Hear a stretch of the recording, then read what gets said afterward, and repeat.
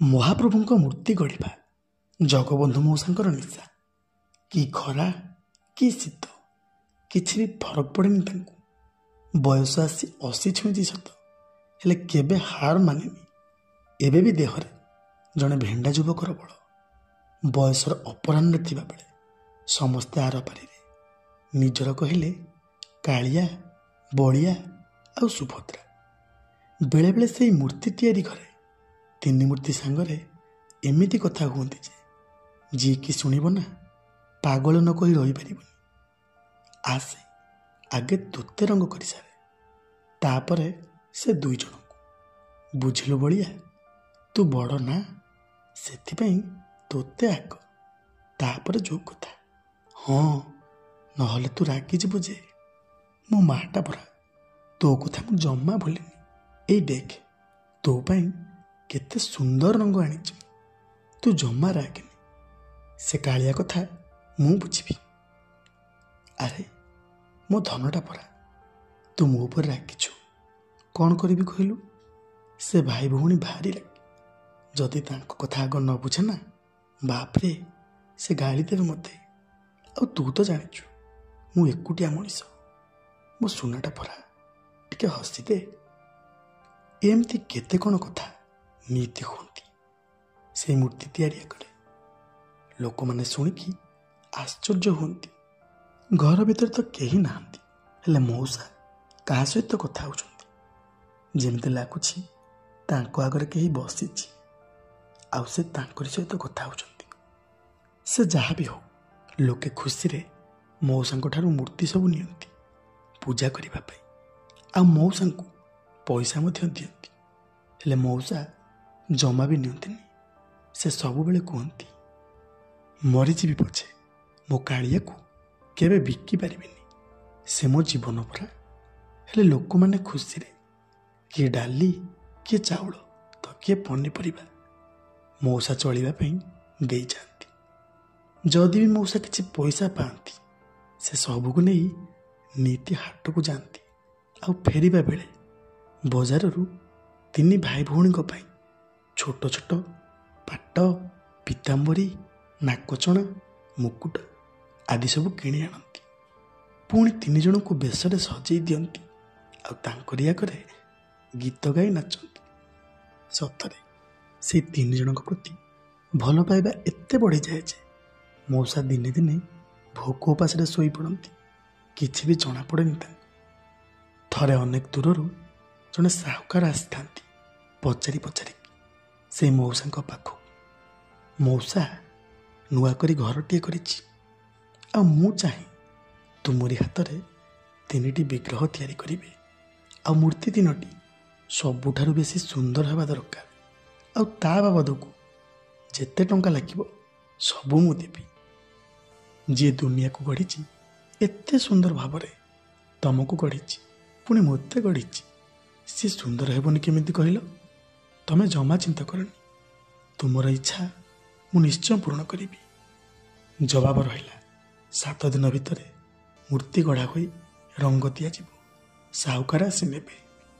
ସାହୁକାର ତ ଚାଲିଗଲେ, ଏପଟେ ମଉସା ଲାଗି ପଡ଼ିଲେ ମୂର୍ତ୍ତି ଗଢ଼ିବାରେ। ବୁଝିଲ, ତୁମକୁ ସିନା ମୁଁ ତିଆରି କରିବି, ହେଲେ ସାହୁକାର ତ ନେଇଯିବ। ଆଉ କେବେ ଦେଖିପାରିବିନି ତୁମକୁ। ଯେବେ ମନେ ପଡ଼ିବ ନା, ନିଶ୍ଚୟ ଯିବି ତୁମ ପାଖକୁ। ହେଲେ ସେ ତ ବହୁତ ବଡ଼ ଲୋକ, ତା ଘରକୁ ମୋତେ ଛାଡ଼ିବ କି ନାହିଁ ଜାଣିଛ? ତାର କୋଠା ଘର ଅଛି, ବହୁତ ଟଙ୍କା ପଇସା, ଜମିଦାର ଘରର ପୁଅ ସେ। ତୁମକୁ ନୀତି ଭଲ ଜିନିଷ ଖାଇବାକୁ ଦେବ ସେ। ତୁମ ପାଇଁ ନୀତି ନୂଆ ନୂଆ ଡ୍ରେସ୍ ଆଣିବ। ତା ଛଡ଼ା ମୋର ତ ଚାଳ ଛପର ଘର। ହେଲେ ମୋତେ ଯେମିତି ଭୁଲି ନ ଯାଅ ଯେ ମୁଁ ଦୂରରୁ ଦେଖି ଚାଲି ଆସିବି। ବାସ୍ ମୋତେ ଦେଖିକି ଟିକେ ମୁରୁକି ହସିବ। କ'ଣ କହୁଛ? ଏତିକି ବେଳକୁ ମଉସାଙ୍କର କାନ୍ଧ ଗାମୁଛାଟା ଲୁହରେ ଭିଜି ସାରିଥାଏ। ଆଉ ବଳଭଦ୍ର, କାଳିଆ ଠାକୁରଙ୍କ ମୂର୍ତ୍ତି ମଧ୍ୟ ଗଢ଼ା ସରିଥାଏ। କାହିଁକି କେଜାଣି ମା ସୁଭଦ୍ରାଙ୍କ ମୂର୍ତ୍ତି ଶେଷକୁ ରହିଯାଇଥାଏ। ହେଲେ ଏତିକି ବେଳେ ଡାକ ପକେଇଲା ମନୁଆ, ମଉସା ଆସ ବଜାର ଯିବା। ତମେ ଠାକୁରଙ୍କ ପାଇଁ ଲୁଗା ଆଣିବ, ଆଉ ଘର ପାଇଁ ସଉଦା। ଖାଲି ବୁଢ଼ୀ ମାର ଶ୍ରାଦ୍ଧ ଯେ।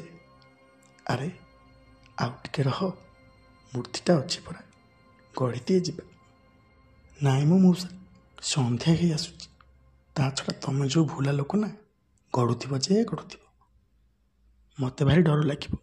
ଆସ ଆଗ ବଜାରରୁ ଆସିବା, ତାପରେ ଗଢ଼ିବ। ତା ଛଡ଼ା ଆଉ 2 ଦିନ ରହିଲା। ତମେ କ'ଣ ଗୋଟିଏ ମୂର୍ତ୍ତି ଗଢ଼ିପାରିବନି? ମନୁଆର କଥା ଶୁଣି ମଉସା କହିଲେ, ହଉ ଠିକ୍ ଅଛି ରେ ମନୁ, ଚାଲ ଆଗେ ବଜାରରୁ ଆସିବା। ମୂର୍ତ୍ତି ରହିଲା ଅଧାରେ। ମଉସା ଆଉ ମନୁଆ ବାହାରି ପଡ଼ିଲେ ବଜାରକୁ। ବଜାରରୁ ସବୁତକ ଜିନିଷ ଧରି ଫେରିବା ବେଳେ ଆସି ଗହୀର ମଝିରେ ହୋଇଛନ୍ତି କି ନାହିଁ, କେଉଁଠି ଥିଲା କେଜାଣି କଳାହାଣ୍ଡିଆ ମେଘ ଘୁଟି ଆସିଲା। ଚାହୁଁ ଚାହୁଁ ନାଦି ଦେଇଗଲା। ବର୍ଷାରେ ଭିଜି ଭିଜି ମନୁଆ ଖୁସିରେ ଘରକୁ ଫେରିଲା। ହେଲେ ମଉସାଙ୍କ ଦେହରେ ବର୍ଷା ପାଣି ଗଲାନି। ବୁଢ଼ା ଲୋକ ନା, କେତେ ଆଉ ସହିବେ। ମଉସା ପଡ଼ିଗଲେ ଥଣ୍ଡା ଜ୍ୱରରେ। ଏମିତି ଜ୍ୱରରେ ପଡ଼ିଲେ ଯେ ଯେମିତିକି 80 ବର୍ଷ ଭିତରେ କେବେ ହେଲେ ସେମିତି ହେଇନି। ଯେମିତି ଲାଗୁଥାଏ ଜୀବନ ଚାଲିଯିବ। ହେଲେ ସେ ସବୁକୁ ଖାତିର ନଥାଏ। ମନ ଯାଇ ସେ 3 ମୂର୍ତ୍ତି ପାଖରେ, ଠାକୁରେ ଏସବୁ କ'ଣ ହେଇଗଲା? ମୋ ମାଆର ମୂର୍ତ୍ତି ଅଧାରେ ରହିଗଲା।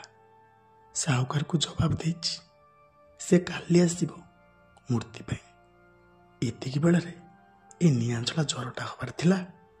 ମୂର୍ତ୍ତି ତିଆରି ପରେ ଯଦି ମୁଁ ସବୁଦିନ ପାଇଁ ଚାଲି ଯାଇଥାନ୍ତି, ମୋର ଟିକେ ବି ଦୁଃଖ ନଥିଲା। ହେଲେ ଠାକୁରେ ଏବେ କ'ଣ ଯେ ହେବ?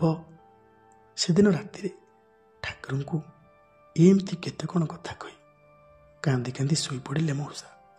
ପରଦିନ ସକାଳେ ରାତି ନ ପାହୁଣୁ ସାହୁକା ସାଙ୍ଗରେ କିଛି ଲୋକଙ୍କୁ ଧରି ହାତରେ ନାନା ବାଦ୍ୟ ସାଙ୍ଗକୁ ପାଲିଙ୍କି ଧରି ଆସି ପହଞ୍ଚିଲା ମହାପ୍ରଭୁଙ୍କୁ ନେବା ପାଇଁ। ଯେତେବେଳେ ମଉସାଙ୍କୁ ଆସି ଡାକେ, ମଉସା ଆଉ ଲାଜରେ ମୁହଁ ଦେଖାଇ ପାରୁନଥାନ୍ତି। ମନେ ମନେ ଭାବୁଥାନ୍ତି, କଥା ଦେଇ କଥା ରଖିପାରିଲେନି। କେମିତି ଯେ କହିବି ମୂର୍ତ୍ତି ତିଆରି ହୁଏନି ବୋଲି। ହେଲେ ଏତିକି ବେଳେ ମନୁଆ ଦୌଡ଼ି ଆସି କହିଲା, ମଉସା କାହିଁ ତାଙ୍କୁ ହଇରାଣ କରୁଛ? ଦେଇଦଉନ। ଦେଖୁଛ ତ, ଠାକୁରଙ୍କୁ ଖାଲି ତମେ ନୁହଁ ମ, ସେ ବି ଭାରି ଭଲ ପାଆନ୍ତି। ତା ନ ହେଇଥିଲେ ସାଙ୍ଗରେ ନାନା ପ୍ରକାର ବାଦ୍ୟ ସାଙ୍ଗକୁ ପାଲିଙ୍କି ଆଣି ଆସିନଥାନ୍ତେ ମ। ହେଲେ ମନୁଆ, ଠାକୁର ତ ତିଆରି ହୋଇନାହାନ୍ତି। ହେଇଟି ମଉସା, ଜମା ମିଛ କୁହନି। କାଲି ରାତି ତ ମାମଲା କି ଠାକୁର ତିଆରି କଲ, ଆମେ କେହି ବି ଶୋଇନୁ। ବାପରେ, ଯେଉଁ ଠକ୍ ଠାକ୍ ଶବ୍ଦ। ପୁଣି କହୁଛ ତିଆରି ହୋଇନି। ଆଜିକାଲି ତମେ ଭାରି ମିଛ କହିଲଣି ମ। ଯଦି ବିଶ୍ୱାସ ନ ହେଉଛି ଘର ଖୋଲିଦିଅ, ଆମେ ଦେଖିକି ଚାଲିଯିବୁ। ମନୁଆର କଥା ଶୁଣି ମଉସା ଆଶ୍ଚର୍ଯ୍ୟ ହେଇଗଲେ। କିରେ ମନୁଆ, ଏମିତି କ'ଣ କହୁଛି? ରାତି ତମାମ ତ ଜ୍ୱରରେ ପଡ଼ିଥିଲି, ପୁଣି ମୂର୍ତ୍ତି ଗଢ଼ିଲା କିଏ? ତା ଛଡ଼ା ନିଜେ ଯାଇ ନ ଦେଖିଲେ ବିଶ୍ୱାସ କରୁଛି ବାକି। ମଉସା ତରତର ହୋଇ ଯେତେବେଳେ ଯାଇ କବାଟ ଖୋଲି ଦିଅନ୍ତି, ସେଇ 3 ମୂର୍ତ୍ତିକୁ ଦେଖି ସମସ୍ତେ ଆଶ୍ଚର୍ଯ୍ୟ। ଆରେ ଏତେ ସୁନ୍ଦର ମୂର୍ତ୍ତି ଆଗରୁ କେବେ ଦେଖିନଥିଲେ କେହି। ମୂର୍ତ୍ତି 3ଟି ତିଆରି ହୋଇ ରଙ୍ଗ ଦିଆ ସରିଛି। ତା ସାଙ୍ଗକୁ ପୁଣି ମଉସା ଆଣିଥିବା ସେଇ ଲୁଗା ସବୁ ପରିଧାନ କରିଛନ୍ତି। ସତେ ଯେମିତି ଲାଗୁଥାଏ ଶ୍ରୀମନ୍ଦିର ପରିକା। ଏଥର ସାହୁକାର ଜଣକ ମଉସାଙ୍କ ପାଦ ତଳେ ପଡ଼ିଯାଇ କହିଲେ, ମଉସା, ମୋ କଥା ରଖି ଏତେ ସୁନ୍ଦର ମୂର୍ତ୍ତି ତିଆରି କରିଛ ଯେ ତମେ ମୋତେ ଆଜି ଧନ୍ୟ କରିଦେଲ। ମୁଁ ସବୁଦିନ ପାଇଁ ତୁମ ପାଖରେ ଋଣୀ। ମୁଁ ତୁମକୁ କଥା ଦେଉଛି, ମୋ ଘରର ଦ୍ୱାର ତୁମ ପାଇଁ ସବୁଦିନ ପାଇଁ ଖୋଲା। ଯେବେ ଚାହିଁବ ଯାଇପାରିବ। ମୁଁ ଏବେ ଆସୁଛି, ମୋର ଡେରି ହେଇଗଲାଣି ଯେ। ଏତିକି କହି ସାହୁକାର ନାନା ବାଦ୍ୟ ବଜାଇ ମହାପ୍ରଭୁଙ୍କୁ ସାଙ୍ଗରେ ନେଇ ଚାଲିଗଲା। ହେଲେ ଏପଟେ ମଉସା ସ୍ଥାଣ ପାଲଟି ଗଲେ। ଠାକୁରେ, ରାତିରେ ତ ମୁଁ ଜ୍ୱରରେ କମ୍ପୁଥିଲି। ମୂର୍ତ୍ତି ଗଢ଼ିଲା କିଏ? ରଙ୍ଗ ଦେଲା କିଏ? ପୁଣି ଲୁଗା ସବୁ ପିନ୍ଧେଇଲା କିଏ? ଏତିକି ବେଳେ ମନୁଆ ଲୁହ ପୋଛି ଦେଇ କହିଲା, ମଉସା, ଯିଏ ଦୁନିଆକୁ ଗଢ଼ିଛି ଏତେ ସୁନ୍ଦର ଭାବରେ, ପୁଣି ତମକୁ ଗଢ଼ିଛି ଆଉ ମୋତେ ଗଢ଼ିଛି, ସେ ତା ଭକ୍ତ ପାଇଁ ନିଜକୁ ଗଢ଼ି ପାରିବନି?